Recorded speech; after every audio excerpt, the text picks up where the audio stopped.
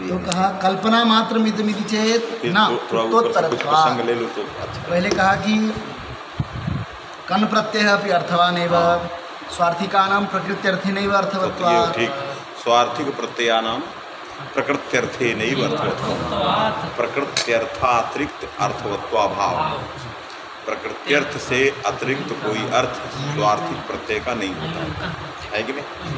तो ऐसे जो स्वार्थिक प्रत्यय हैं जिनका प्रकृत्यर्थ ही अर्थ है, उनका कोई अर्थ नहीं तो अनर्थक है, तो उनको स्वार्थिक भी कहना और अनर्थक भी कहना बदतो व्याह।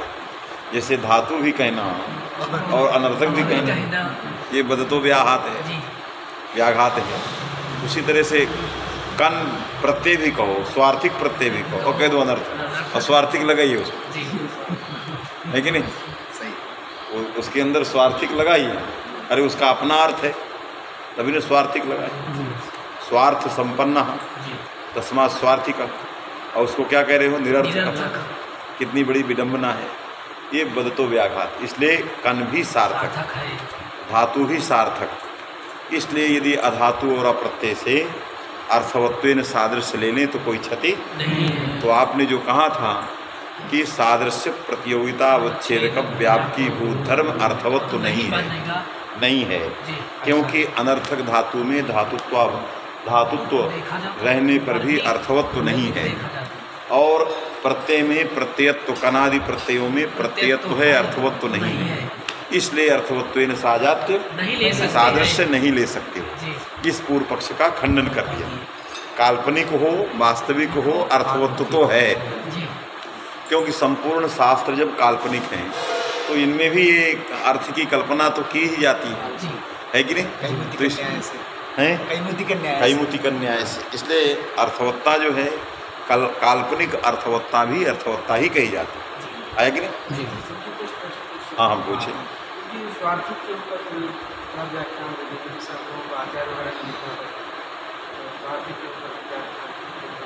स्वार्थिक एक प्रकरण है सिद्धांत कौमुदी, स्वार्थिक प्रकरण उसका नाम। उसमें बहुत सारे प्रत्यय आए हुए हैं, है कि नहीं। और वो सारे के सारे प्रत्यय प्रत्यय के अधिकार में आते हैं, इसलिए उनका नाम प्रत्यय है। और उनका स्वातंत्र्यण कोई अर्थ निर्देश सूत्रों में के द्वारा नहीं किया गया। जैसे अणादि प्रत्ययों का तस्यापत्यम में विभक्त्यंत का निर्देश और अपत्य रूप अण का निर्देश, समर्थ विभक्ति का निर्देश, सब कुछ किया गया। तस्यापत्यम किया गया, तस्य माने समर्थ विभक्त्यंत का निर्देश, किस प्रकार के विभक्त्यंत से आएगा और किस अर्थ में आएगा, तो अपत्यम का निर्देश किया। इस प्रकार से स्वार्थिक प्रत्यय करने वाले जितने सूत्र हैं उनमें समर्थ विभक्त्यंत का निर्देश किया गया, लेकिन अर्थ का निर्देश नहीं किया गया। इसलिए जिन प्रत्ययों का अर्थ निर्देश शास्त्र सूत्र के द्वारा नहीं होता उनका अर्थ प्रकृत्यर्थ मान लिया जाता है। अनिर्दिष्टार्था प्रत्यया स्वार्थे कहते हो, जिनका अर्थ निर्देश शास्त्र में नहीं होता उनका प्रकृत्यर्थ ही अर्थ माना जाता है, इसलिए उनको स्वार्थिक कहते हैं। कहीं कहीं कुछ स्वार्थिक ऐसे हैं जिनमें प्रकृत्यर्थ तो वही है, थोड़ा सा कुछ चमत्कार हो जाता है। जैसे कह दिया गया इव अर्थ में आ गया या निंदा अर्थ में अश्व, इव अश्व कहा कह दिया, इवे प्रतिकृत कुत्सिते आ गया, तो कुत्सिते अर्थ ही है एक तरह से। इवे प्रतिकृत ये सप्तम्यंत सब अर्थे का निर्देश है, लेकिन ये सब क्या है, प्रकृति के रूप ही हैं। अरे मने तत्सदृश प्रतिकृति मने उसके स्वरूपानुरूप होना चाहिए, उसी तरह का, तो वही है एक तरह से। बात में कि नहीं, कुत्सित है तो प्रकृत्यर्थ है कुत्सित है। यदि कुत्सित में आएगा तो जिस प्रकृति से आएगा उसका अर्थ में कुत्सा है, तो वो भी प्रकृत्यर्थगत धर्म है। बस में कि नहीं। जैसे कुत्सिता अश्व, अश्व का तो अश्व ही तो कुत्सित है, अश्व के अलावा तो कुछ नहीं है उनमें, तो प्रकृत्यर्थगत ही कुत्सा है। समझ में बात आ गई। तो इसलिए वो प्रकृति का ही अर्थ है, कुत्सित हो, निंदित हो, बढ़ा हुआ हो, घटा हुआ हो, ये सब उसी के गुण दोष हैं, अश्व के ही गुण दोष हैं। कुत्सित यव हो, दूषित यव हो, बढ़ा हो, घटा हो, छोटा हो, उसी को उसी वो यव ही है। अश्व से इतर कोई बालक आदि नहीं हो गया है, अश्व ही थोड़ा सा बीमार हो गया है, कुत्सित हो गया, वास्तव में कि नहीं, लेकिन है ही अस। इसलिए कुत्सित इवे इत्यादि रहने के बावजूद भी हमने उनको स्वार्थिक कह दिया, क्योंकि कोई अतिरिक्त था नहीं। थोड़ा बहुत चमत्कार था, वो भी प्रकृति का चमत्कार था, प्रत्यय से कोई अतिरिक्त नहीं। इन स्वार्थिकों में एक अत्यंत स्वार्थिक होते हैं, नहीं कहते एक स्वार्थी है, एक उससे भी महान स्वार्थी है कि नहीं। एक स्वार्थी है और फिर दूसरा महान, अत्यंत स्वार्थी, माने अत्यंत स्वार्थिक प्रत्यय हो। जिस प्रकृति में न कुत्सा है, न निंदा है, न कुछ है ही नहीं, से बिल्कुल उसी तरह है कि नहीं। ये जो अत्यंत स्वार्थिक प्रत्यय होते हैं यह ज्ञापित होते हैं। इससे होते हैं ज्ञापक के बल पर आते हैं। सूत्रों में निर्देश है न सामी वचने। एक सूत्र आपको स्वार्थिक प्रकरण में मिलेगा, न सामी वचने। तो न सामी वचने इस सूत्र के द्वारा अत्यंत स्वार्थिक प्रत्यय ज्ञापित होते हैं। नहीं तो वहाँ अत्यंत स्वार्थिक नाम का कोई प्रकरण नहीं बनाया। प्रकरण तो स्वार्थिक था, लेकिन जब स्वार्थिकों के पास गए तो उससे लगा कि ये तो महास्वार्थिक है, तो इसलिए उसमें प्रमाण दिया कि इसलिए ये महा है। तो कुछ स्वार्थिक हो गए, कुछ अत्यंत स्वार्थिक हो गए, ये सारे प्रकरण जो हैं प्रत्यय जो हैं आते हैं। सूत्र में क्या है? अब वहाँ आएगा प्रकरण तो देखेंगे। न सामी वचने सूत्र से ज्ञापयि समाण लिखा है कि नहीं। न सामी वचने सामीकृतम, उदाहरण दिया है सामीकृतम। जैसे ईसत् छिन्नम छिन्नकम, अब फिर न सामी वचने करके दिया है। अब वो हाँ सामी वचने उपपदिक तांतात कन प्रत्यय न होती। हाँ, निषेध करता है, सामीकृतम अर्थकृतम। तो प्राप्त नहीं है उसमें, तो प्राप्त न होने पर निषेध अत्यंत गतेः इह प्रकृत्यैव अभिधानात् पूर्वेण कन्न प्राप्तः इदम एव निषेध सूत्रम अत्यंत स्वार्थिकमपि कनं ज्ञापयति।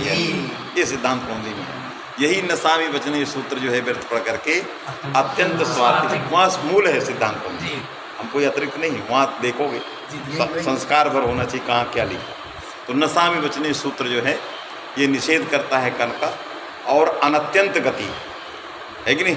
जहाँ अत्यंत गति ना हो वहाँ उस अर्थ में किसी से प्राप्त नहीं था, निषेध व्यर्थ था। यही व्यर्थ पढ़ करके अत्यंत स्वार्थिक प्रत्यय का ज्ञापन किया, तो अत्यंत स्वार्थिक प्राप्त रहा, जिससे निषेध करके चरितार्थ आएगा। समझ में बात आ गई। तो इसलिए ये सब स्वार्थिक प्रत्यय ऐसे आते हैं। वेदांत पढ़ोते होंगे तो आपको मिलते होंगे, जैसे वो वेदांत में कुछ आ जाते हैं कि विकार में हैं, शारीरक आ जाता है, या मैट आदि जो आते हैं वो प्राचुर्य बनेगा नहीं, विकार बनेगा नहीं, तो कहा ये स्वार्थ में आ गया है। अन्नमय, प्राणमय या आनंदमय, तो आनंद में कौन सा विकार करोगे, है कि नहीं। तो कहा कि आनंद है ये आनंदमय, स्वार्थ में बैठ करते हैं। इसलिए वहाँ स्वार्थ की चर्चा वेदांत में कुछ ब्रह्म के निरूपण में बहुत की गई, इसलिए स्वार्थिक प्रकरण वहाँ बार बार आता है। चलिए, इसलिए सिद्धांत कौमुदी ये सब पढ़ना चाहिए। तो कन जो है अनर्थक ये कहना बदतो व्याघात, तो कन भी सार्थक है, इसलिए अर्थवत्वेन सादृश्य लिया जा सकता है। यहाँ तक हो गया। आगे क्या लिख रहे हैं? कल्पना मात्रम इदमिति चेत न उक्तोत्तरत्वात्। क्यों कल्पना मात्रम? यदि ये जितना भी अर्थ है ये सब काल्पनिक है, आरोपित है, तो उक्तोत्तरत्वात् स्फोट है वो सत्यम, है कि नहीं। सर्वम काल्पनिकम, सब तो काल्पनिक पहले ही मैंने उत्तर दे दिया है। क्यों? और काल्पनिकम सर्वम आश्रित्य चर्चा क्रियते, वास्तविकम तो अखंडा पराभाग, उसको लेकर के व्याकरण चलेगा नहीं। व्याकरण तो मध्यमा से शुरू होता है कि नहीं। मध्यमा भाग से व्याकरण की गति होती है, दो तक व्याकरण की गति नहीं है। परा में तो बिल्कुल नहीं है, और पश्चिमी में ऋषियों तक है। मध्यमा में आकर थोड़ा सा अर्थ का कुछ लोगों को अर्थ प्रतीत होता है, तो शब्द और अर्थ का द्वैत वहाँ होने लगता है। और बैखरी तो कुछ कहना ही नहीं, निरर्थक है, वो किसी काम की नहीं है कि नहीं। परश्रवण गोचर और तृतीय क्षण में पर ध्वंसी है, नष्ट हो जाएगी, उसकी चर्चा व्याकरण में है, आएगी नहीं। तो इस तरह से कल्पना शास्त्रकृत सम्मता। हाँ, ये इस प्रकार का जो कल्पना है कि सर्वम काल्पनिकम, प्रकृति प्रत्यय विभाग तत्तदर्थ विभाग, ये सब जितना है कल्पना है। धातु में अर्थवत्व आरोप है कि नहीं, प्रत्ययों में अर्थ न रहने पर भी अर्थवत्व का आरोप, ये सब काल्पनिक है। क्या ये कल्पना शास्त्रकारों ने किया है कि हमारे आपके द्वारा की जा रही है? तो कहा नहीं, शास्त्रकार ने कल्पना की है कि नहीं? स्वार्थ, हाँ। द्वितीय तृतीय चतुर्थ तुर्याणि इति सूत्रे, द्वितीय तृतीय चतुर्थ तुर्याण्यन्यतरस्याम, ये सूत्र है। और इसके पहले का अन करता पूर्णाद भागे पूर्णाद भागे अन अतियाद, द्वितीय तृतीय चतुर्थ तुर्याण्यन्यतरस्याम, ये अन करता है। मैंने पूर्ण ही, द्वितीय अर्थ में तीय पूर्ण में आया है, तो अन भी किस में आएगा? पूर्ण में ही आएगा। बात समझे कि नहीं? उसी को लिख रहे हैं। क्या लिखे हैं? द्वितीय तृतीय चतुर्थ तुर्याणि इति सूत्रे, हाँ। पूर्णात् स्वार्थे अन् प्रत्ययस्य पूर्णार्थतायाः भाष्यकारैः एव उक्तवान्। पूर्णात् माने पूर्ण प्रत्यांतात् शब्दात् स्वार्थे अन, पूर्ण प्रत्यांत द्वितीय तृतीय से स्वार्थ में अन होता है विकल्प से, तो तस्य अन प्रत्यय से कह अर्थः, तो भाष्यकृता उत्तम पूर्णार्थता है कि नहीं? तो पूर्णार्थत्व तो प्रकृति में था, लेकिन भाष्यकार ने प्रत्यय में भी कहा, तो प्रत्यय में पूर्णार्थत्व के न रहने पर भी पूर्णार्थ तत्व का व्यवहार किया, तो आरोप किया। तो ये आरोप भाष्यकार के द्वारा सम्मत है, ये कल्पना भाष्यकार के द्वारा सम्मत है। इसलिए नहीं कह सकते कि ये अपनी कल्पना है, ये भाष्यकार द्वारा भी प्रमाणित कल्पना है। भाष्यकार ने भी प्रत्ययों में अर्थवत्व के न रहने पर भी प्रकृत्यर्थगत अर्थवत्व का आरोप करके स्वार्थिकत्व व्यवहार किया है कि नहीं? अतः ये कल्पना शास्त्रकृत सम्मता ही है और तस्मात् ग्राह्या। आया? प्रत्ययः इति महासंज्ञां पूर्वतः सूत्रकृतोपि सम्मतम एवं। और भाष्यकार सम्मता तो ही है, लेकिन सूत्रकार भी सम्मत है। सूत्रकार ने क्या किया? कन प्रत्यय की प्रत्यय संज्ञा किया। प्रत्यय संज्ञा कभी निरर्थक की होगी? उसका अन्वर्थ है प्रत्यायति, स्वम स्वप्रकृत्यर्थम एतद अन्यतरार्थम बोधयति। जो स्वार्थ बोध करता है, स्वार्थ का उपस्थापन करता है, यह स्वप्रकृत्यर्थ का उपस्थापन करता है। तो स्वार्थिक प्रत्यय स्वप्रकृत्यर्थ का उपस्थापन करते हैं, और तस्यापत्यम अण जो है वो अपत्य रूप स्वार्थ का उपस्थापन करते हैं। तो स्वम स्वप्रकृत्यर्थम एतद अन्यतरार्थम प्रत्यायति बोधयति, यह सह प्रत्यय। ये व्युत्पत्ति कैसे जाएगी जब उसको अनर्थक कहोगे? इसकी ये अन्वर्थ उसमें जाएगा कैसे? और अन्वर्थ के बिना उसको प्रत्यय संज्ञा नहीं हो सकती। तो कन इत्यादि जितने प्रत्यय हैं, यह प्रत्यय हैं। जब प्रत्यय है तो इसका अन्वर्थ जाना चाहिए, आया कि नहीं? तो अन्वर्थता तभी जाएगा जब प्रकृत्यर्थगत अर्थवत्व को आरोपित मानोगे। तो सूत्रकार ने इसकी प्रत्यय संज्ञा किया, इसका मतलब सूत्रकार भी प्रकृत्यर्थ के अर्थवत्व से इसको अर्थवान मानते हैं। इसलिए जब अर्थवान सूत्रकार मानते हैं तो अर्थवन नास्ति यह कहना बदतो व्याघात है, नहीं तो वो प्रत्यय ही नहीं कहा जाएगा। प्रत्यय किसको कहते हैं? जो स्वार्थ, जो उपस्थापक हो, स्वार्थ का बोधक हो या स्वप्रकृत्यर्थ का बोधक हो, उसी को प्रत्यय कहते हैं। तो स्वप्रकृत्यर्थम एतद अन्यतरार्थम प्रत्यायति बोधयति सा प्रत्यय। ये जो अन्वर्थता है, ये अन्वर्थता जिस पर जाएगी उसी का नाम प्रत्यय होगा। और महती संज्ञा जो सूत्रकार ने किया है वो अन्वर्थता के लिए किया है, और यह अन्वर्थता कनादि प्रत्ययों में जाती है। इसलिए यह आरोप, अर्थवत्व का आरोप, सूत्रकार भाष्यकार सभी के द्वारा सम्मत कल्पना आया। इसलिए आप ही एक ऐसे आचार्य हैं जो कहते हैं अर्थवत नास्ति, अभाव मिल जाएगा। सबको नहीं मिल रहा है, आपको मिल रहा है कि नहीं?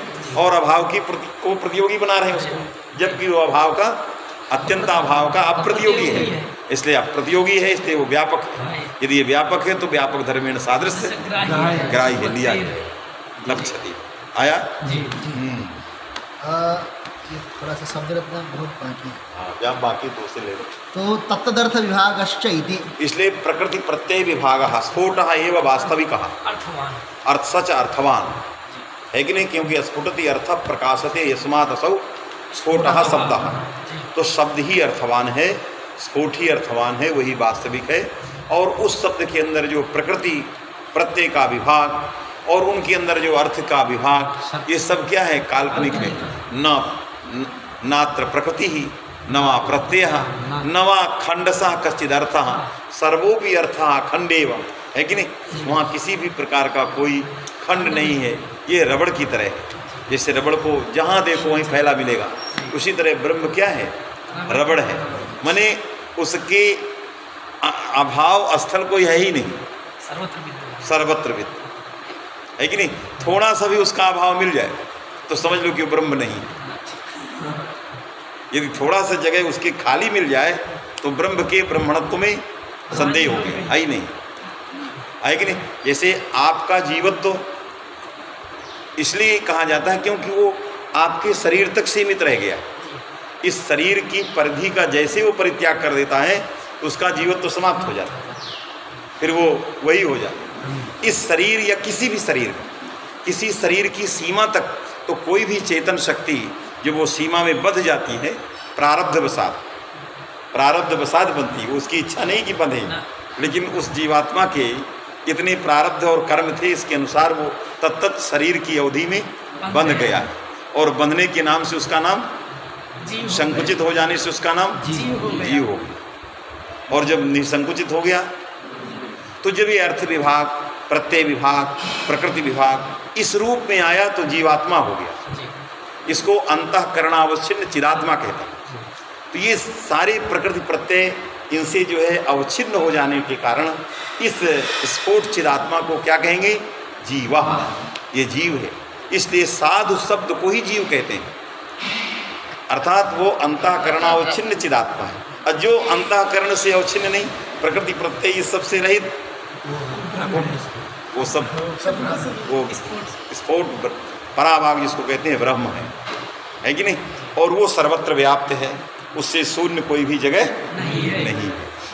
आया कि नहीं। तदर्थ विभाग, अब तत्तद अर्थ विभाग, इस शब्द की सिद्धि कैसे होगी। मूल में आया है, मूल में आया ना तत्तद, तो मूल में आ गया तत्तदर्थ विभाग। शब्दरत्नकार ने तत्तद अर्थ विभाग के अन्वाख्यान पर विचार करने लगे, इसकी साधुता कैसी जानी जाए। तो उसने कहा कि तत्तद में पहले बीप्सा में तस्य तस्य दुत्त हो जाएगा। बीप्सा में पद दुर्वचन होता है, नित्य बीप्सयो, है कि नहीं। माने आभिक्षण्य और बीप्सा में पदस्य, सर्वस्य पदस्य, सर्वस्य का अधिकार है, सर्वस्य और पदस्य का अधिकार है, नित्य बीप्सयो। तो सर्वस्य माने समग्रस्य पदस्य दुत्वम बीप्सायाम आभिक्षण्य, और आभिक्षण्यम कहाँ लिया जाएगा, तो निश्चित जगहों के लिए है, जो अव्यय संज्ञक तिगंत कृदंतेषु, अव्यय संज्ञक कृदंतेषु अकतिपय तिगंतेषु, इन्हीं में आभिक्षण्य वास्तव में कि नहीं। जैसे भुक्त्वा भुक्त्वा आ गया, इसमें लिया जाएगा। ब्रूहि लिया जाए, क्योंकि कतिपय तिगंत हैं, कुछ तिगंतों में लिया जाएगा। और अव्यय संज्ञक जितने कृदंत हैं, स्मारम स्मारम, भुक्त्वा भुक्त्वा, ये सब लिए जाते हैं जितने अव्यय सभी कृदंत को आप चाहे कि पाचका में आभिक्षण्य में दुत्व कर दें, अतिशयन पाचका तो नहीं कर सकते, बीप्सा में कर सकते, लेकिन आभिक्षण एक निश्चित दायरे में है, आया कि नहीं। तो यहाँ पर तस्य को तस्य विभाग तद विभाग होना चाहिए, तस्य विभाग तद विभाग ये होना चाहिए, लेकिन तस्य को दुत्व किया है, फिर विभाग के साथ समास किया है, या अर्थ विभाग के साथ समास किया। तो बीप्सा में पहले हमने दुर्वचन कर दिया, तो बन गया तस्य तस्य, और तस्य तस्य का अर्थ विभाग के साथ षष्ठी सूत्र से समास कर दिया। षष्ठी सूत्र से क्या कर दिया, समास कर दिया। समास करने पर विभक्ति चली गई, तो क्या बन गया, तद अर्थ विभाग। एक तो ये कारण। दूसरा, प्रथमांत को दुत्व कर दिया, सह सह, अब आगे अर्थ विभाग, और उसको विशेषणम विशेषण बहुलम से दीप्सा में कृत द्रुवचन जो सहसा है उसका अर्थ विभाग के साथ कर्मधारे कर दिया। तो सहसह चासौ अर्थ विभागश्च तत्तद अर्थ विभाग, तो तस्य तस्य अर्थ विभाग तत्तद अर्थ विभाग, सहसह चासौ अर्थ विभागश्च इति तत्तद अर्थ विभाग।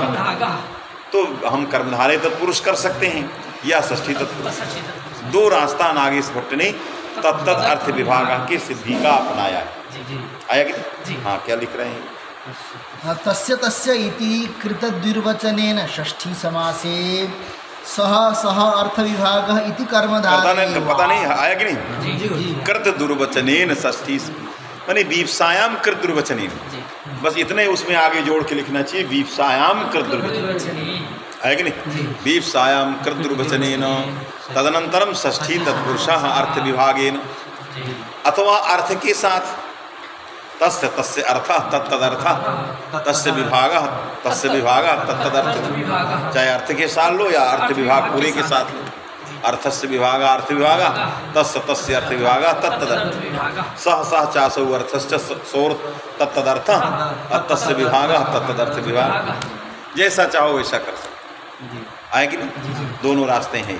विभक्ति लुकी इदम साधु, विभक्ति लुकी समास के द्वारा विभक्ति चली गई तो इदम तत्तदर्थ विभागः इदम पदम साधु। एतेन अन्यान्य प्रादुर्भावात् कृत दुर्वचनेन समास विधानेन, हमने दुत्व करके जो षष्ठी तत्पुरुष या कर्मधारय का विधान किया और उसकी साधुता की ऐसा स्वीकार करने के कारण जो अन्योन्य प्रादुर्भाव इस प्रकार का शब्द था वो भी साधु हो गया। अन्योन्य अन्यान्य प्रादुर्भाव, अन्यान्य तो अन्यान्य प्रादुर्भाव ये भी बन गया। अन्येषाम प्रादुर्भाव, अरे अन्येषाम था विप्सा में दुर्वचन कर दिया, अब प्रादुर्भाव के साथ षष्ठी तत्पुरुष समास कर दिया, तो अन्यान्य प्रादुर्भाव इदमपि पदम स्वयमेव व्याख्यातम भाष्य प्रयुक्तम पदम, भाष्यकार के द्वारा प्रयुक्त जो था ये भी व्याख्यात हो गया। अन्यान्य प्रादुर्भावादिति अपादाने पंचमी इति सूत्रस्थ भाष्य प्रयोग व्याख्याता, हमारी व्याख्या से वो भी व्याख्यात हो गया, है कि नहीं? माने उसमें अतिरिक्त प्रयासा न करनिया, तत्तदर्थ विभाग को समझ लोगे तो अन्यान्य प्रादुर्भाव को अपने आप समझ लोगे। समझ में बात आ गई? हाँ। सुबंतत्वमपि द्विप्रयोग पक्ष इव स्थाने दुर्वचन पक्षे प्याद्यान्य शब्दे प्रकृतित्व बुद्ध्या अंत्यस्य शब्दे प्रत्ययत्व बुद्ध्या सुपपादम। अब क्या कहना चाह रहा है? भाष्य को भी व्याख्यात किया, प्रयोग सिद्धि भी कर दिया। अब किसी को फिर से तकलीफ हुई थोड़ा कि समास कैसे कर रहे हो, समास पे पूछ रहा है। आपने तस्य तस्य दो दुर्वचन किया और इसके बाद अर्थ विभाग के साथ षष्ठी तत्पुरुष किया। समास करने वाला सूत्र षष्ठी है, उसका अर्थ है षष्ठ्यंतम सुबंतम, षष्ठ्यंत सुबंत का समर्थ सुबंत के साथ, माने षष्ठ्यंत सुबंत तदादि, षष्ठी जिसके अंत में हो और उसी षष्ठी की प्रकृति आदि में हो वो होगा षष्ठ्यंत सुबंत तदादि, और उसका सुबंत तदादि समर्थ के साथ समास।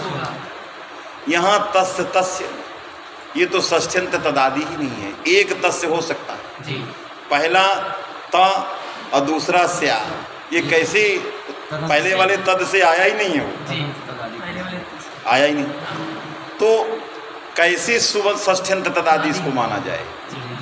वास्तविक नहीं, या समुदाय को सुबंत तदादि कैसे माना जाए? क्योंकि सुबंत तदादि तो तस्य है और दूसरा भी तस्य है, समुदाय तो है नहीं। असमास किसके साथ करना? समुदाय के साथ करना है। तो समुदाय में षष्ठ्यंत तदादिता नहीं है, षष्ठ्यंत सुबंत तदादिता नहीं है, इसलिए समास की प्राप्ति ही नहीं। फिर आपने कैसे समास कर लिया? ये प्रश्न आ गया सामने। तो कहा कि दो प्रकार के दुत्व होते हैं, दुर्वचन जो होता है वो दो प्रकार से होता है, एक प्रयोग दुर्वचन है और एक स्थान दुर्वचन। प्रयोग दुर्वचन में किसी शब्द को दो बार प्रयोग कर देने से कोई परिवर्तन नहीं हो जाता है, केवल आवृत्ति होती है। जैसे आपने घटा कहा, अब उसको हजारों बार घटा घटा कहो, वही चीज़ है, केवल आप आवृत्ति कर रहे हो, उसमें किसी भी प्रकार का परिवर्तन नहीं है। यदि एक घटा कहने में सुबंत तदादि है तो हजारों बार भी आवृत्ति करोगे तो सुबंत तदादि कहा जाएगा, घटा घट ही रहेगा, कोई दूसरा नहीं हो जाए। तो यदि ये प्रयोग दुर्वचन है, तस्य इस प्रयोग को आपने दो बार प्रयोग कर दिया है कि नहीं, दो बार उसको कह दिया है, तो यदि तस्य में षष्ठ्यंत तदादित्व बैठा है, षष्ठ्यंत सुबंत तदादित्व, तो वही उसकी आवृत्ति हो जाने पर भी वो तस्य में भी रहेगा। समझ आए कि नहीं? उस पक्ष में तो कोई क्षति नहीं है, लेकिन स्थान दुर्वचन में चमत्कार होता है। स्थान दुर्वचन का मतलब एक के स्थान में कोई नया आदेश आ जाए, ई के स्थान में एक मात्रिक, ई के स्थान में द्विमात्रिक, ई के स्थान में यकार आना, बहुत बड़ा चमत्कार, आधा आ गया। अर्धमात्रिक है। तो जहाँ पर स्थानीय देश भाव होता है वहाँ पर तो बहुत परिवर्तन होता है, वहाँ पर वही है ये नहीं कह सकते। तो यदि स्थान दुर्वचन मानोगे कि तस्य स्थाने तस्य तस्य इत्यादेशः, तो तस्य के स्थान में नया तस्य तस्य आदेश हुआ। नया ये आदेश सुबंत तदादि षष्ठ्यंत नहीं है, तो कहाँ स्थानीय पदादेश हो? इसमें तो हमारे पास अस्त्र है। स्थानीय पदादेश तो नल विधव से स्थानीय में जो षष्ठ्यंत तदादिता थी वो तस्य तस्य समुदाय में ले आए और काम कर दिया। कोई क्षति इस पक्ष में भी नहीं है। ये तो हमारा कहना है, लेकिन ये कुछ दूसरी बात कह रहा है। बात में कि नहीं, ये कुछ दूसरा लिख रहा, आद्य अन्य कुछ ऐसा लिख रहा। बात में कि नहीं, देखो क्या कह रहा है। सुबंतत्वम अपि द्विप्रयोग पक्ष इव स्थाने द्विवचन प्रयोग पक्षे इव, द्विप्रयोग पक्ष में किसी को सोचना नहीं। यथा सुबंतत्वम तत्र, हाँ, जैसे सुबंत तदादि या षष्ठ्यंत सुबंत तदादि द्विप्रयोग दुर्वचन में होता है वैसे स्थान दुर्वचन में भी रहेगा। कैसे रहेगा? वो दृष्टांत है, द्विप्रयोग पक्षे इव। कैसे आगे क्या लिख रहा है? स्थाने द्विवचन पक्षे प्याद्यान्य शब्दे, स्थान दुर्वचन पक्ष में भी आद्य अन्य शब्द, प्रथम जो अन्य साम भाष्य को पकड़ दिया है। आद्यन्य शब्द है कि नहीं? आद्यान्य शब्द, आद्य माने प्रथम, अन्य साम का पहला अन्य। इसमें क्या है? प्रकृतित्व बुद्धि है, माने तदादित्व बुद्धि है। और अंतिम में अंत में अंत शब्द जो स्या है या आम है, जो भी साम है, उसमें प्रत्यत्व बुद्धि है। तो प्रत्यय भी अंत में हो गया और उसकी तदादित्व माने प्रकृति भी आदि में आ गई। तो क्या बन गया?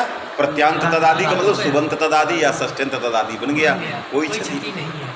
जैसे जिस तरह से स्थान दुर्वचन पक्ष में एक में रहने वाले धर्म को द्वित्व विशिष्ट, दो ही प्रयोग विशिष्ट जो होता है, द्वि प्रयोग विशिष्ट जो तस्य तस्य है।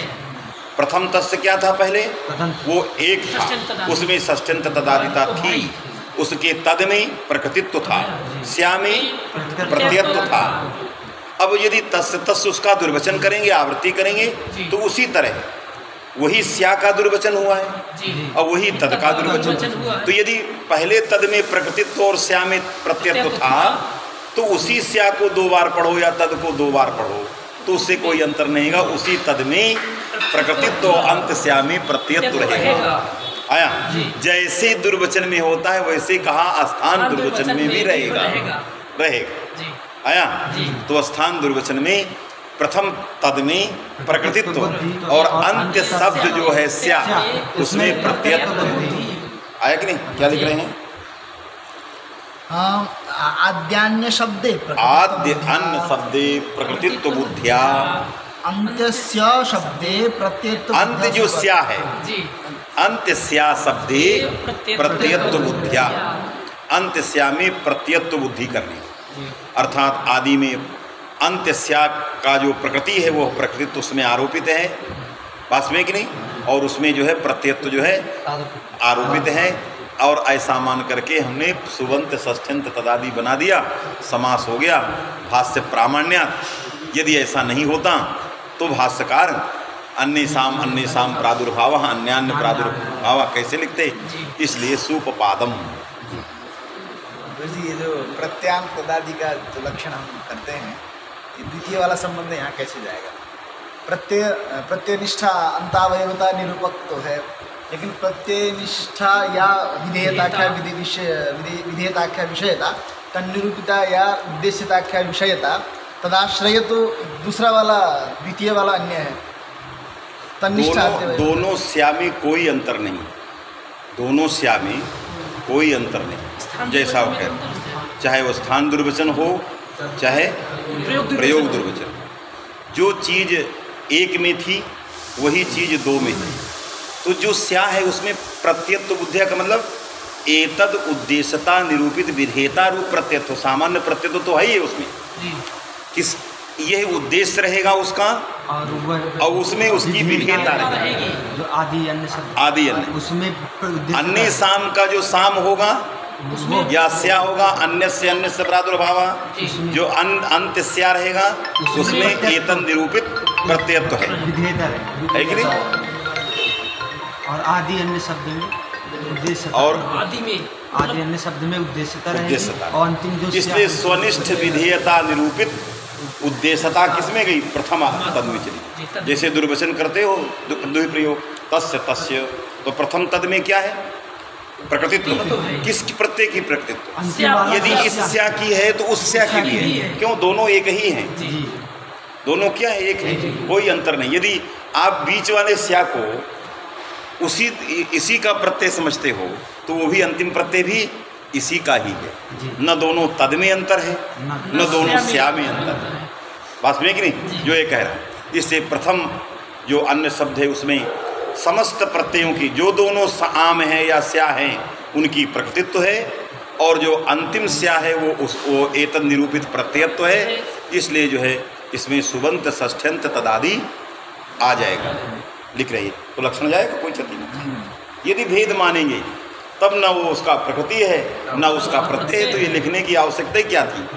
वो तो पहले से सिद्ध है। यही तो पक्ष है, पूर्व पक्ष यही था कि भाई यहाँ सुबंत प्रत्यांत तदादि कैसे जाएगा, क्योंकि उसकी प्रकृति आदि में नहीं है और उससे आया हुआ प्रत्यंत में नहीं। उसी को ये सिद्ध कर रहा है कि नहीं, दोनों प्रत्ययों में अंतर नहीं, दोनों शब्दों में अंतर नहीं। इसलिए यदि प्रथम में प्रकृतित्व और अंतिम स्या वाले में प्रत्ययत्व, तो समुदाय को भी हम सुबंत तदादि या प्रत्यांत तदादि मान लेंगे। सर्वः कल्पित एव का शब्द रत्न है। सर्व इति धातुपसर्ग विभागः। इसलिए जहाँ पर प्रभवती है वहाँ धातु और उपसर्ग का विभाग। अधीते है तो अयम धातु अयम उपसर्गः एवं भूतः विभागः। न कश्चित् धातु न कश्चन उपसर्गः सर्वम अखंड सर्वम अखंडम वर्तते अखंडो अखंड सर्वः। फिर भी जो है उसमें जो विभाग की कल्पना है वो सब क्या है? काल्पनिक है। इसलिए कल्पना है क्योंकि उपसर्ग नहीं करोगे तो व्याकरण चलेगा नहीं, धातु नहीं मानोगे तो आगे कुछ बनेगा नहीं। इसलिए सर्वम काल्पनिकः। प्रतिशब्द के अंदर धातु का विभाग करना, उपसर्ग का विभाग करना। धातुपसर्ग विभागः वृत्तिषु अनेकार्थी भावश्च और वृत्ति एवमेव इति भावः। वृत्ति में समासादि जो पंचवृत्तियाँ हैं उनमें आम एकार्थी भाव की कल्पना है। ये सब क्या है? काल्पनिक। तो न कोई समास है और न कोई अनेकार्थ है। यदि अनेकार्थ होता तब न एकार्थ की कल्पना होता। न कोई अनेकार्थ है न कोई समास है कि नहीं? सब स्वयं अपने आप में सब सिद्ध है, तो सिद्ध का साधन करते हैं। इससे सिद्धे शब्दार्थ संबंधे सब सिद्ध है। दुनिया अनंत अनादिकाल से इन समस्त शब्दों का व्यवहार कर रही है, और व्यवहृत प्रयुक्त सिद्ध शब्दों का हम क्या करते हैं? केवल कल्पना करके व्याख्यान अन्वाख्यान करते हैं। स्फोट एवेति। स्फोट एव पदरूपो वाक्य रूपो वा इत्यर्थः। अब स्फोट जो है क्वचित पदरूप, क्योंकि व्याकरण में दो ही प्रकार का उपयोगी है। या हम पदान्वाख्यान करते हैं और वाक्यान्वाख्यान में भी वाक्य में पदों की कल्पना करते हैं, पदों में प्रकृति प्रत्यय की कल्पना करते हैं। तो दो प्रकार से पदस्फोट या वाक्य स्फोट है कि नहीं? लोकानाम तत्रैव शक्ति ग्रहण बोधादिति भाव। लोक को जो है लोक व्यवहार में शक्ति ग्रह पद से होता है या वाक्य से है कि नहीं? लोक पदार्थ बोध करता है और वाक्यात बोध करता है। इससे जो अर्थ लोक में अर्थ जिससे प्रकाशित होता है वह स्फोट वाक्य स्फोट या पदस्फोट से जाना। अतएव तस्य परमार्थत्वं लोके बोधजनकत्वात्। मने स्फोटः मुख्यः लोके तेनैव अर्थजनकत्वात्। इसमें मुख्यत्व साध्य है कि नहीं? वाक्य स्फोटः मुख्यः तेनैव निराकांक्ष अर्थ प्रतीते सत्वात्, है कि नहीं? तो वाक्य स्फोट जो है पदस्फोट की अपेक्षा क्या है? मुख्य है, क्योंकि पदस्फोट में क्रियादि का अध्ययन करना पड़ता है, निराकांक्ष अर्थ की प्रतीति नहीं होती। लेकिन वाक्य स्फोटः तत्र वाक्य स्फोटः मुख्यः तेनैव निराकांक्ष अर्थ प्रतीते सत्वात् या निराकांक्ष अर्थबोध जनकत्वात्। तो वाक्य ही निराकांक्ष अर्थबोध का जनक है, इसलिए वाक्य स्फोट में मुख्यत्व की सिद्धि करती है अनुमान से, है कि नहीं? तो मुख्यता उसकी सिद्ध हो गई। शास्त्रेण प्रकृति प्रत्यय विभाग व्युत्पादनेन विशिष्ट पदस्य इव तत्तदर्थ बोधन द्वारा विशिष्टे पदे विशिष्टार्थ बोधकत्वमेव बोध्यते। शास्त्र क्या करता है जब सब लोक से ही हो जाता है कि नहीं? जब सब कुछ लोक से ही हो गया, लोक से आपको वाक्य देवदत्तः ग्रामं गच्छति लोकतः एव अर्थ प्रतीते सत्वात् जनकत्वात् सर्वं लोकतः सिद्ध्यति। तो शास्त्रम किं करोति? फिर ये आप जो है इकोणची और तस्मिन्निति लेकर के क्यों चिल्ला रहे हैं? किम शास्त्रम अनर्थकम है कि नहीं? क्योंकि लोक में अर्थ प्रतीति जनकत्व रूप जो शक्ति है वो लोकता ज्ञात हो गई, लोकता सिद्ध हो गई। लोकता उसके सामर्थ्य, शब्द का वाक्य का जो सामर्थ्य है, व्यापार है, सब कुछ लोकता प्राप्त हो। तो शास्त्रम किम करोति है कि नहीं? तब उसके लिए लिखा है कि शास्त्र भी कुछ है, ऐसा नहीं कि सब कुछ लोक से काम चलेगा। क्या है शास्त्र? तो लिख रहा, क्या लिखा? प्रकृति प्रत्यय विभाग व्युत्पादनेन।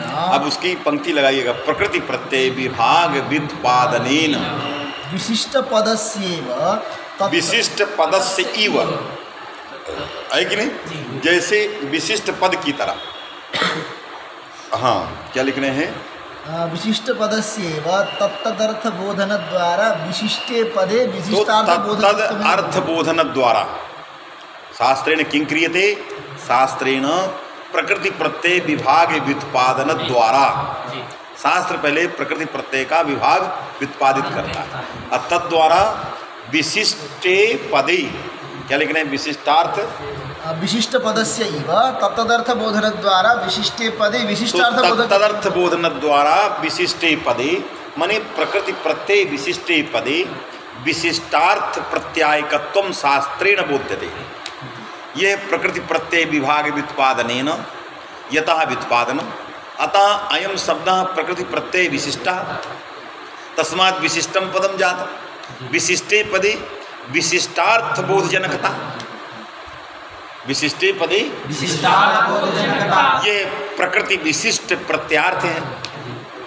तो जो प्रकृत्यर्थान्वित प्रत्यार्थ बोधकता है वही विशिष्टार्थ प्रत्याय कहता है, विशिष्टार्थ बोधजनकता है। प्रकृत्यर्थान्वित जो प्रत्यार्थ प्रत्यायकता बोधजनकता, इस प्रकार का जो सामर्थ्य है वो शास्त्र के द्वारा बोधित होता है। यदि शास्त्र नहीं होता तो प्रकृति प्रत्यय विभाग नहीं होता, तो विशिष्ट पद नहीं होता।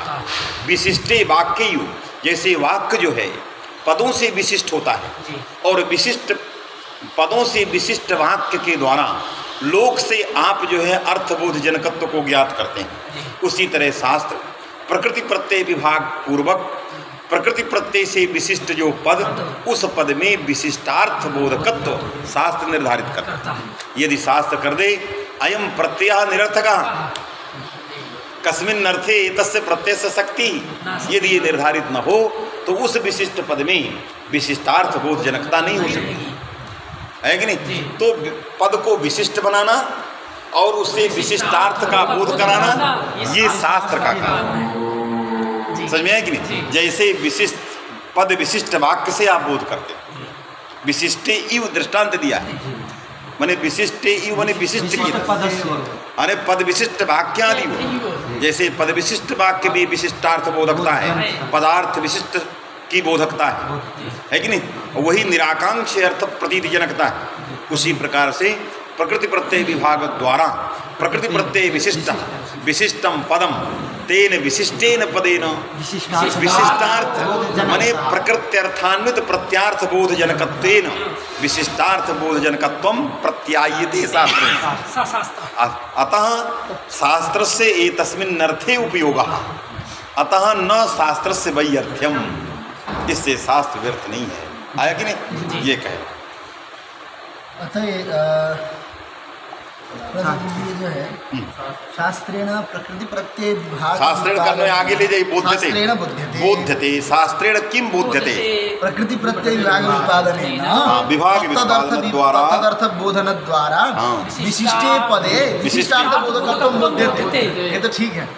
ये जो विशिष्ट पदस्य इव कहा, विशिष्ट पदस्य इव, विशिष्ट पदस्य लगाया कि विशिष्टे इव लिखा? विशिष्ट पदस्य इव लगाया। तो प्रकृति प्रत्यय विभाग व्युत्पादन द्वारा प्रकृति प्रत्यय विभाग विशिष्ट जो पद है उस पद में विशिष्टार्थ प्रत्यायकत्व तो शास्त्र के द्वारा बोधित होता है। लेकिन इसमें पद दिया है कि विशिष्टे पदे, विशिष्ट पदस्य इव, विशिष्ट नहीं विशिष्टे पदे विशिष्टार्थबोधकत्वं बोध्यते, तो अलग चीज। विशिष्ट पद में हो जाए, इसीलिए द्वारा तदर्थ बोधन द्वारा विशिष्टे पदे विशिष्टार्थबोधकत्वं में हो। दृष्टांत जो है दिया विशिष्ट पदम इव यथा यथा यथा विशिष्टम पदम, पद दे दिया है। पदम माने बोधकम कर सकते हो, है कि नहीं। यथा विशिष्टम किमपि बोधकम वाक्यम इत्यादि तदवत। भैरव ने क्या लिखा? भैरवी भाव प्रकाश सबने पदस्य लिया है। हाँ, तो पदस्य मैंने सुबंतम नहीं ना लिखा है। द्वारा वाक्य से चैत्य। अरे पदम का अर्थ वो सुबंतम लिखता, तब हम उससे हट जाते। विशिष्टम पदम, क्योंकि देखो विशिष्टे पदे विशिष्टार्थ बोधकत्वम बोध्यते, तो विशिष्टा प्रकृति प्रत्यय से विशिष्ट पद ही होगा। प्रकृति प्रत्यय से क्या होगा? विशिष्ट पद ही। तो विशिष्ट पद विशिष्टार्थ का बोध कराएगा। विशिष्ट पद ही वाक्य, तो इधर भी दृष्टांत में भी पद हो जाएगा और दाष्टान्तिक में भी पद हो गया, तो ग्रंथ कैसे लगे? इससे पद का तात्पर्य वहाँ सुबंत से नहीं है। जैसे पद विशिष्ट वाक्य बोधक होता है, पदों से विशिष्ट पद घटित, विशिष्ट माने घटितत्व, तो यथा पद घटितम पद वाक्यम विशिष्टार्थ प्रत्यायकम तथैव प्रकृति प्रत्यय विभाग व्युत्पादन पूर्वकम प्रकृति प्रत्यय विशिष्टम च जत पदम तत्पदम प्रातपदिकमपि, प्रातपदिकम वो प्रातपदिक भी हो सकता है, सुबंत भी हो सकता है, तद्धितांत भी हो सकता है, कृदंत भी हो सकता है। अरे प्रकृति प्रत्यय विशिष्ट से केवल स्वादीय नहीं लेना है, आप कृदंत भी पकड़ सकते हो, पाचक भी पकड़ सकते हो, वो भी पकड़ सकते हो।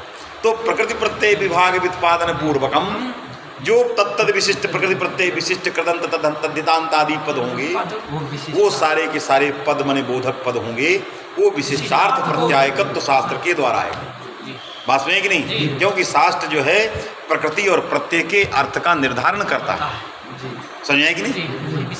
जैसे लोक में पद विशिष्ट वाक्य के द्वारा विशिष्ट पदस विशिष्ट पदस्य इव माने विशिष्टम पदम माने बोधकम, विशिष्ट जैसे बोधक होता है, विशिष्ट वैशिष्ट का बोधक कौन होता है? वाक्य। वाक्य ही पदार्थ विशिष्ट का बोधक होता है, तो विशिष्ट वैशिष्ट का बोधक वाक्य होता है कि नहीं? तो जिस प्रकार से जो विशिष्ट पद है, पद माने बोधक है। थोड़ा इस प्रकार से विचार कर सकते हैं। क्या लिखा? नहीं, ऐसा लग रहा है जैसे कि शास्त्रेण प्रकृति प्रत्यय विभाग व्युत्पादनेन विशिष्ट पदस्य यथा तथैव तत्तदर्थ बोधन द्वारा विशिष्टे पदे अर्थवत्वम। जैसे प्रकृति प्रत्यय विभाग करके विभाग उत्पादन करते विशिष्ट पद को हम बनाते हैं, ऐसे तत्तदर्थ बोधन के द्वारा विशिष्ट पद को अर्थवत्व भी सिद्ध करता है। ठीक है, ये बात तो वही है। आप इधर दृष्टांत, इसमें आप कोई दृष्टांत नहीं रहा। विशिष्ट प्रकृति प्रत्यय विभाग द्वारा पदम विशिष्टम जातम, केन विशिष्टम? प्रकृति घटितम प्रत्यय घटितम च पदम जातम। तो यदि वो विशिष्ट प्रकृति प्रत्यय से घटित हो गया तो अर्थ भी तदवत निकलेगा। प्रकृति प्रत्यय विशिष्ट ही अर्थ निकलेगा। बात में कि नहीं? तो दृष्टांत और दाष्टान्तिक में बहुत चमत्कार नहीं आया, क्योंकि आगे वो विशिष्टे पदे दे रहा है, फिर से दे रहा है, आगे वो दे रहा है विशिष्टे पदे। वहाँ कहा कि तत्तद अर्थबोधन द्वारा विशिष्टे आगे दे रहा है, विशिष्टार्थबोधकत्वम पदे भी दिया ना, 2 बार दिया। विशिष्ट तत्तदर्थ बोधन द्वारा विशिष्टे पदे विशिष्टार्थबोधकत्वम, तो विशिष्टे पदे वहाँ भी दे रहा है। तो विशिष्ट पद में माने प्रकृति प्रत्यय से विशिष्ट जो पद है, उस पद में विशिष्टार्थ बोध जनकता केन व्यवस्थाप्यते? शास्त्र। यथा पदे प्रकृति प्रत्यय वैशिष्ट्यम व्यवस्थाप्यते, इस रूप में भी कह सकते। ऐसा जो मैंने कहा कि पद मने बोधकम, है कि नहीं? पद मने बोधकम, पद्यते बोध्यते अनेनिति पदम बोधकम। तो जैसे बोधक जो वाक्य है, वो वाक्य पद विशिष्ट, उसमें शास्त्र से कोई लेना देना। तत्तद पद विशिष्टम जद वाक्यम तद वाक्यम लोकतः यथा विशिष्टार्थ बोधजनकता लोकतः तद वाक्ये वर्तते तदवत् प्रकृति प्रत्यय विशिष्टे पदे विशिष्टार्थ बोधजनकत्वम शास्त्रेण व्यवस्था। ये अर्थ दे सकते, कोई क्षति नहीं। समझ में आया कि नहीं? ग्रंथ लगाना। चलिए मेरी बात समझ में आई कि नहीं? जी, जी। हाँ, इसमें दृष्ट, क्योंकि वाक्य से पीछे चला रहा था जी। कि लोकतः तदेव मुख्यम लोकतः प्रतीति जनकत्वात्, फिर कहाँ शास्त्रेण किं क्रियते, पद विशिष्ट से कह हाँ, देता तो फट से पद लगा था, लेकिन विशिष्ट पद से कह दिया। हाँ, विशिष्ट पद से की बात। तो विशिष्ट पद का मतलब विशिष्ट पद क्या होगा? विशिष्ट पद तो वाक्य वाक्य ही ही है। होगा। वैशिष्ट्यं च घटितत्वेन, पद घटितत्वेन। अरे पद विशिष्ट कहें या विशिष्ट पद कहें तो कोई वो नहीं है। पद मने बोधक, पद मने सुबंत नहीं, पद मने बोधक। तो पदम बोधकम, विशिष्टम बोधकम मने वाक्यम, तो विशिष्ट बोधकम। तो विशिष्ट बोधक कौन होगा? वाक्य ही होगा। अरे विशिष्ट वैशिष्ट का बोधक जो होता है वो वाक्य ही होता है। तो पद मने न सुबंतम न तिगंतम, पदम मने पद्यते बोध्यते अनेलिति पदम बोधकम। तच्च बोधकता कीदृशी? विशिष्ट बोधकता है। तो यथा लोके वाक्ये विशिष्ट बोधजनकता लोकतः व्यवस्थापिता, तरी शास्त्रेण पदे विशिष्टार्थ जनकता व्यवस्थापिता। लोक में विशिष्ट बोधकता जो है वो लोक से है, इसलिए वो मुख्य है, और इस शास्त्र में विशिष्टार्थ बोधजनकता जो है वो शास्त्र से है पद में। तो वाक्य और पद का की चर्चा किया, इसलिए उसको पद से हम विशिष्टम पदम मने वाक्यम, विशिष्ट बोधकम वाक्यम तदवद इव। समझ में आया कि नहीं? ये ले सकते, हाँ वाक्य भी ले सकते। चलो, उपलालना इत्यस्य भवन्ति इति शेषः न तो वास्तवा इति भावः। हाँ, उपलालना के आगे भवन्ति जोड़ देना है। उपाया शिक्षमाणानां बालानां उपलालना, तो शिक्षमाणानां शिक्षां कामयमानानां बालानां कृते, है कि नहीं? एतानि शास्त्राणि उपलालन भूतानि भवन्ति, आगे क्रिया लगा। ये सारे शास्त्र क्या हैं? उपलालन है। किनके लिए? जो शिक्षा को चाहते हैं। शिक्षाम कामयते जे ते शिक्षाम कामयमाना शिक्षमाणा ये बाला संति, है कि नहीं? उन बालकों के लिए ये शास्त्र क्या है? उपलाने का रास्ता है न तो वास्तवा इति न तो वास्तवा। ये कोई भी शास्त्र वास्तविक नहीं, जो कहते हैं कि इसको पढ़ो ये वास्तविक, कोई भी वास्तविक नहीं है कि नहीं? यथा भवान तथा अहम, है कि नहीं? जैसे आप भी ब्रह्म की चर्चा करते करते अवास्तविक ही हैं, सभी शास्त्र वास्तविक, उसी तरह हम भी अवास्तविक हैं, अन्य सभी अवास्तविक हैं। यह केवल क्या है? कुछ लाने के रास्ते, जीवों को ये दे दिया गया है, इसमें जीव लगे रहे, है कि नहीं? इनके माध्यम से हो सकता है, क्योंकि जिन लोगों ने इनको नहीं पढ़ा वो भी तो ब्रह्मविद हुए। यदि यही माध्यम होते, वास्तविक होते, तो जिन लोगों ने इसको नहीं पढ़ा वो ब्रह्मविद हुए, कबीर हुए, रहीम हुए, तुलसी हुए। क्यों? कौन वो न्याय वेदांत कुछ पढ़ने गए, है कि नहीं? इसलिए ये शास्त्र क्या है? सब उपलालन है, वास्तविक नहीं है। नहीं तो इनके बिना उनको ब्रह्म का ज्ञान कैसे होता, अनुभव कैसे होता, ब्रह्म प्रतीति कैसे होता, साक्षात्कार कैसे हो, है कि नहीं? असत्य इति आरोपिते इत्यर्थः। तो असत्य वर्तमन स्थित्वा मने आरोपिते कल्पिते लोकानां तत्तत् शब्दजन्य बोधानुपयोगित्वात् तत्त्वम्। क्योंकि इसमें कल्पितत्व तो ये है कि लोकानां अर्थबोधानुपयोगित्वम, लोक से न प्रकृति से मतलब है न प्रत्यय से मतलब है। लोक से लोक क्या ऐसा बोध करता है क्या कि ये प्रकृति होगी, ये पुरुष होगा, तब हमें बोध होगा? इसीलिए ये कल्पित है कि लोक में इस अर्थ की कोई उपयोगिता नहीं है।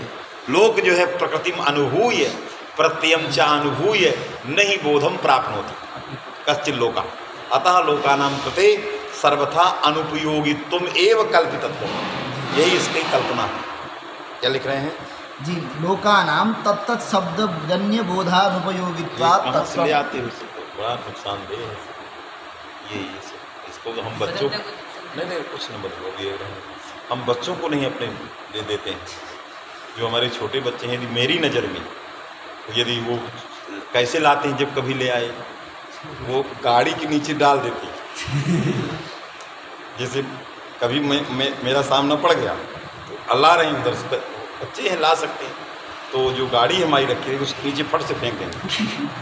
हम जान जाएंगे तो उस दिन नहीं बोलेंगे, क्योंकि जब इतना समादर कर रहे हैं तब इनकी आत्मा को क्यों ठुकरा, ये आदत तो बना रही, कम से कम डर तो है। इसलिए उस दिन नहीं बोले।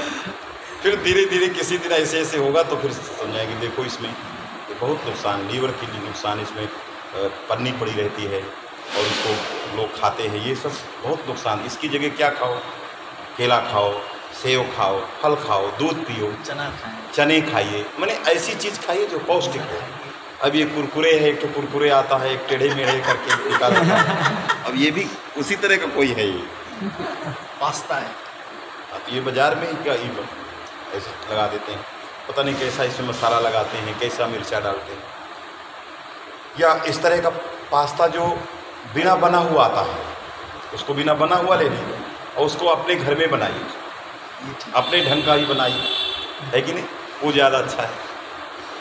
तो वो चीज़ जैसे ये जो बाज़ार में आप जाते हो तो जो पीते हैं पानी, वो गोलगप्पे में डाल कर, वो पानी सबसे ज़्यादा रद्दी है और उसको पीने के लिए लाइन लगी हुई है, न जाने कहाँ का घर, और वो अपने हाथ ऐसे डालता। तो हम जब वर्णन घर में करते हैं कि देखो कैसे डालता है वो, क्या हाथ में लगा है, क्योंकि घृणास्पद स्थिति हो जाए उससे। तुम लोग घर में कोई छू लेता, नाक में हाथ कोई डाला तो फट से कहते अरे इसका हाथ उधर मत डालना, और वहाँ जब वो डालता है ऐसे करके,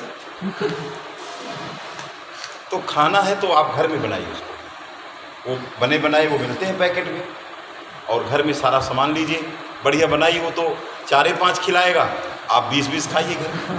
जैसे अभी हम लोग आश्रम में यहाँ खाए थे, खूब बना था ये, तो वो सब चीज़ें बन सकती हैं।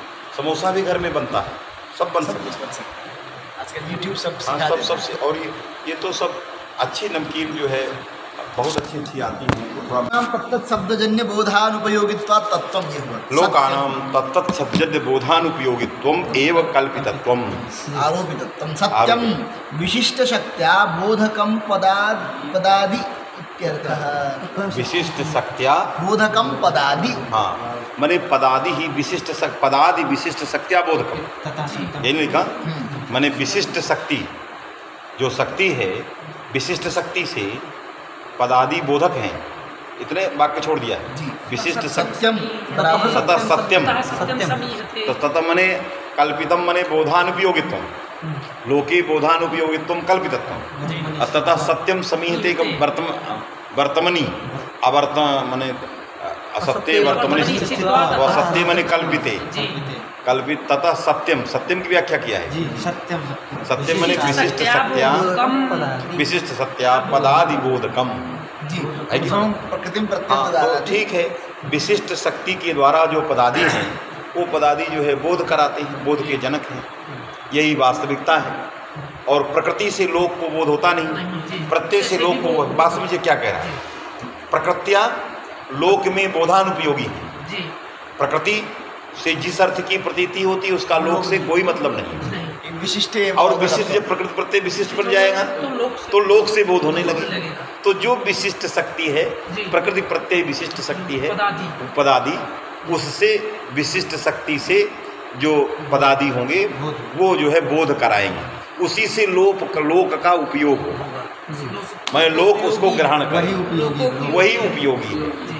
और जिस जो केवल प्रकृति है, केवल प्रत्यय है, उससे लोक में किसी भी प्रकार के अर्थबोध का उपयोग नहीं है। जब प्रकृति प्रत्यय विशिष्ट हो जाए तो उस पद में विशिष्ट शक्ति रहेगी, उस विशिष्ट शक्ति से प्रकृति प्रत्यय विशिष्ट जो पद होगा वो पद जो अर्थ का बोध कराएगा, उससे समाज का उपयोग होगा, लोग उससे व्यवहार करें, यही सत्य है। इदम सत्यम जागतिकम, ये जागतिक सत्य है, जगत का व्यवहार ही सत्य। द्विवचनम अडादयस्य स्युः कलिका, यदि धातु अनर्थ का तो अधिजगे इत्यत्र दुत्वम कथम स्यात्, अध्यगीष्ट इत्यादि वडागम कथम स्यात्, धातुत्वाभाव। क्यों धातु प्रथम से एकाचः दुत्वम, धातु के प्रथम एकाच धातोर अनागम, धातु अस्तेव नहीं अनर्थकत्वात्, तर्हि कथम अनागम कथम दुर्वचनम, अतः अवश्यम धातु अर्थवान। अधिजगे अध्यघिष्ट इत्यादि। लगा कि नहीं? आदि जगह में दुर्वचन हुआ है और अध्यघिष्ट में इणो गा लुंगी, लुंग लकार में भी गा आदेश हो गया, अलिट में भी गा आदेश हो गया। इणो गा लुंगी, विभाषा लुंग लिटो। हाँ ठीक है, विकल्प से यदि है तो आदि जगह भी बने, आदि लिट लकार, और लुंग में अध्यगिष्ट है, आया कि नहीं? तो अध्यगिष्ट में जो है अटकागम हुआ है, तो बिना धातु के अटकागम नहीं होगा। और अधिजगह में गागा जो दुत्त हुआ है, जब तक उसमें धातु नहीं रहेगा तब उसको कैसे दुत्त करोगे? इसलिए धातुत्व जो है उसमें धातु है वो। अर्थवत्वादिति आरोपित अर्थवत्वादित्यर्थः। कैसे अर्थवत्ता है उसमें? तो आरोपित अर्थवत्ता है, और आरोपित अर्थवत्व शास्त्र की प्रवृत्ति निवृत्ति का उपयोगी है। तो आरोपित अर्थवत्वम आश्रित दुत्व शास्त्रम प्रवर्तते, अड़ागम शास्त्रम प्रवर्तते, क्योंकि आरोपितम अपि अर्थवत्वं गृहीत्वा शास्त्रम प्रवर्तते निवर्तते च। लग गया कि नहीं? शास्त्रकृत भाष्यकृदादि माने न ऐसा शास्त्रकृत कल्पिता सम्मता, तो शास्त्रकृत का अर्थ है भाष्यकृदादि, है कि नहीं? इसलिए भाष्यकार के द्वारा क्या ये कल्पित है, ये योजना क्या सम्मत है, कल्पना वाला? तो उन्होंने कहा द्वितीय तृतीय चतुर्थ्यानि अन्यतरस्याम् एतद् भाष्यानुरोधेन इयं कल्पना भाष्यकृत शास्त्रकृत कल्पना कल्पिता सम्मता। आया सम्मता इति तद्धित विषये इति शेषः। कुत्र सम्मता? जहाँ तद्धित विषय, द्वितीय तृतीय चतुर्थ्यानि स्वार्थिक अन प्रत्यय हुआ, पूर्ण तो प्रकृत्यर्थ पूर्णार्थता है, तो अन में भी पूर्णार्थता रहेगी। तो तद्धित के प्रकरण में भाष्यकार ने इस कल्पना को स्वकीय सम्मति दिया है, इसलिए शास्त्र सम्मता हो गई। मूल में कहा यद्यपि औषधेश्च इत्यादि। दूसरा प्रश्न, इसलिए अर्थवत्व नास्ति ये नहीं कह सकते, अतः परिदासः अर्थवत्वं गमयत्येव। पहला पक्ष कट गया यत्तु का, कहा कि जो अर्थवत्वं व्यापकं नास्ति, अतः व्यापकाभावात् अर्थवत्वेन सादृश्यं न ग्राह्यम्, इसलिए यह जो पक्ष था उसको खंडित कर दिया, है कि नहीं? अर्थात अर्थवत्वमस्ति अन्यथा दुर्वचनम न स्यात् अड़ागमा न स्यात्, है कि नहीं? तत्सर्वम अनर्थकम स्यात् धातु इति वदतो व्याहतम स्यात्, है कि नहीं? अतः अर्थवत्वमस्ति, अतः परिदासः अर्थवत्वं गमयत्येव। दूसरा था नई वयुक्त मन सदसाधिकरणे के अनित्यत्व का ज्ञापन। अप्रथमायाम इति कथनेन विभक्ति लाभो भविष्यति, विभक्ति ग्रहणम परिभाषायाः अनित्यत्वं बोधयति। अनित्यत्वात् अत्र न प्रवर्तते धातौ अप्रत्ययः, अतः सादृश्यं च अर्थवत्वेन इत्यर्थः न लभ्यते। एक पक्ष ये उठाया है कि तो कहा तदपि न अकर्तरी में अकर्तरी चकार के संज्ञायाम में कारक ग्रहणम व्यर्थम सत्परिभाषायाः अनित्यत्वं यदुपस्थापितम् अनित्यत्वात् अधातु अप्रत्यय इति परिदास स्थले न प्रवर्तते यह परिभाषा, तस्मात् कथम अर्थवत्वं लभ्यते, ये दूसरा प्रश्न था, उसका खंडन लिख रहा है। ये तदपि न जो आपने दूसरा वो भी ठीक नहीं। अनित्यत्वेपि औत्सर्गिक प्रवृत्त्या इष्ट सिद्धे है। कहाँ ये हम जानते हैं कि अनित्य है, ठीक कह रहे हैं। मने औषधेश्च विभक्त प्रथमायाम में विभक्ति ग्रहणात् इयं परिभाषा नैवयुक्त मन सदसाधिकरणे इयं परिभाषा अनित्या इति सत्य, किंतु यही नहीं लगेगी, इसमें क्या प्रमाण? अधातु में नहीं लगेगी, अरे अनित्य है ठीक है, लेकिन जहाँ उसकी स्वाभाविकी प्रवृत्ति है वो तो लगेगी, कहीं ना कहीं तो लगेगी। तो जैसे कहीं लगेगी तो यहाँ लगेगी, यदि कहे तो कहीं लगेगी नहीं ये अनित्य है, तो कहीं लगेगी नहीं तो व्यर्थ है। अनित्य क्या? अनित्य का मतलब क्वचित प्रवर्तते क्वचित न प्रवर्तते।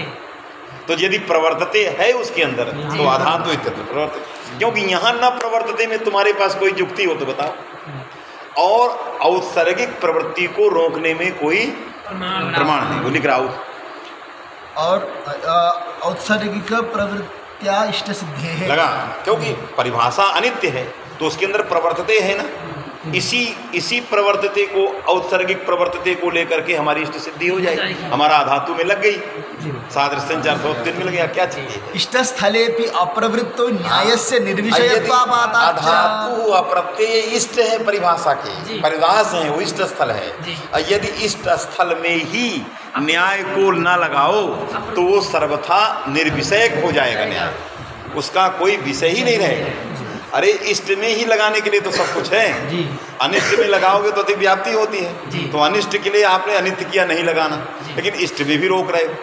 तो इष्ट स्थल में यदि इसकी अप्रवृत्ति करोगे नहीं वयुक्त न्याय की, तो निर्विषयता पत्ते, इस न्याय की निर्विषयता होती है।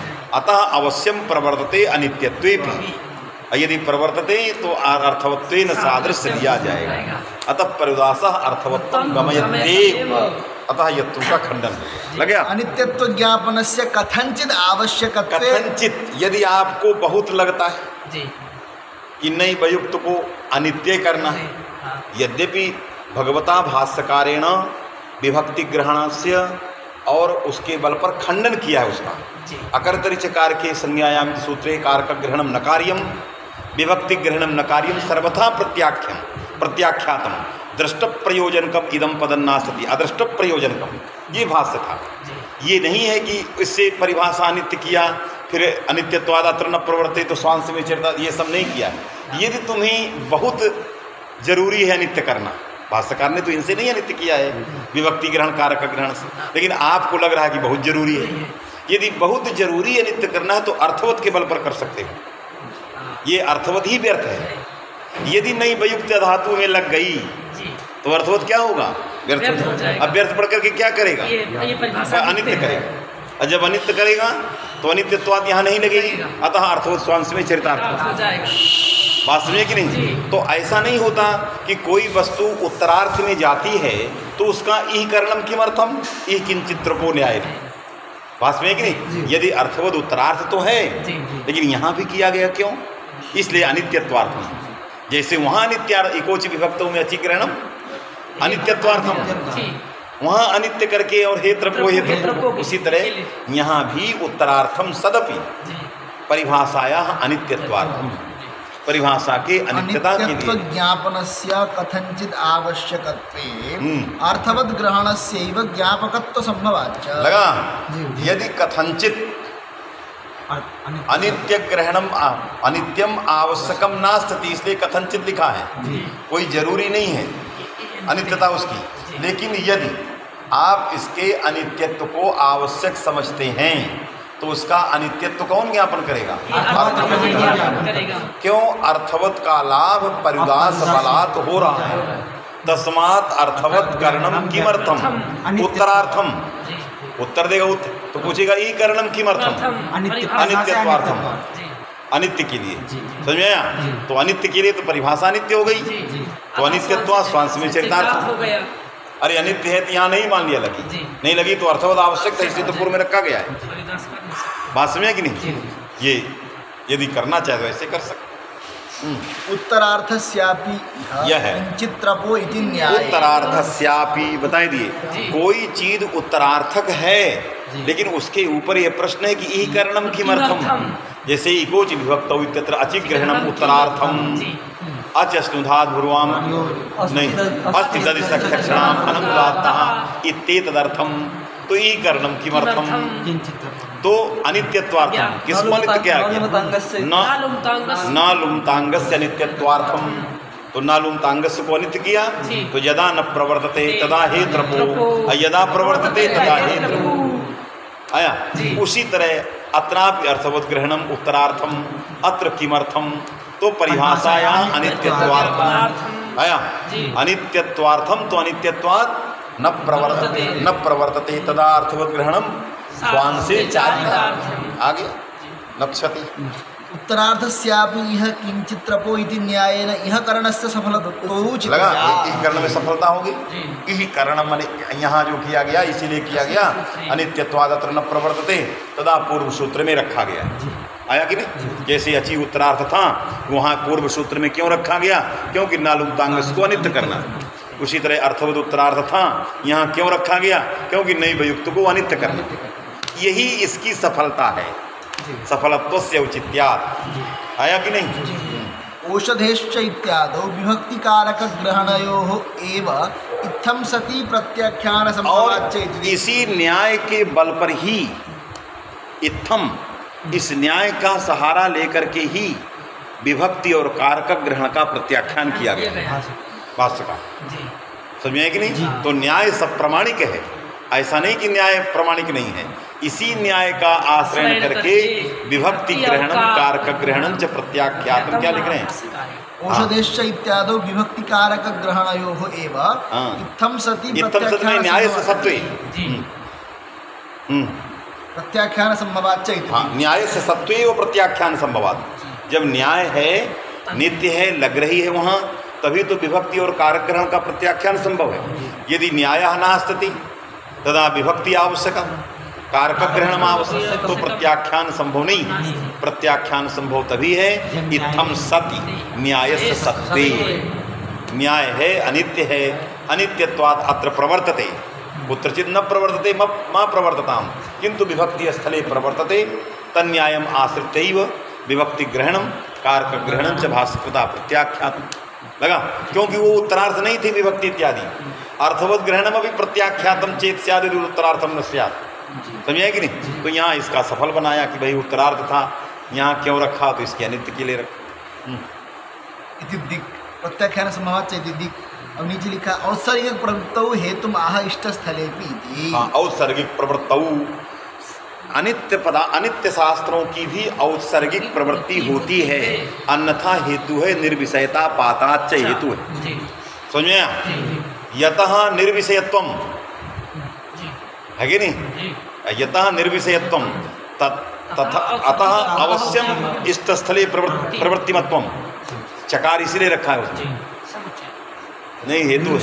पंचम्यर्थ हेतुत्वानुवादक। हेतुत्वानु, क्योंकि निर्विषयता पातात में पंचमी दे दिया है, फिर किमर्थम चकार तो हेतुत्वानुवादक है। समझे कि नहीं? केवल अनुवाद कर रहा है। कथंचिदिति अनेन तदनावश्यकमेव इति ध्वनयति। मने अनित्यत्व ज्ञापन से अनावश्यक, इसलिए कथंचित लगाया है कि वस्तुतः उसकी अनित्य की आवश्यकता नहीं है। लेकिन यदि तुम्हें गले पति थे कि नहीं मुझे करना ही है कि नहीं, जैसे किसी ने मना किया कि भाई तुमको ये चीज़ नहीं खाना है, लेकिन अब तुम्हारे गले पति तो जाए खाना ही, तो लोग कहेंगे ले जाओ खा लो, क्या कर सकते लगा। हाँ, लगा जाओ खा। उसी तरह का यदि अर्थवत का अनित्य, यदि न्याय को अनित्यत्व तो आपको आवश्यक है, तो इसी से कर लो, क्यों इधर उधर भाग रहे है कि नहीं? वस्तुतः न्याय से अनित्यत्वम आवश्यकम नास्ति। समझ में आया? अतः न्याय प्रवर्तते। अब अनेन तत् अनावश्यकमेव इति ध्वनयति। हाँ, लगा कि नहीं? ननु उत्तरत्र चरितार्थस्य कथं ज्ञापकत्वम। मने उत्तरत्र अर्थवत ग्रहणम उत्तरार्थम तो कथम ज्ञापकम, तो कहाँ ठीक है।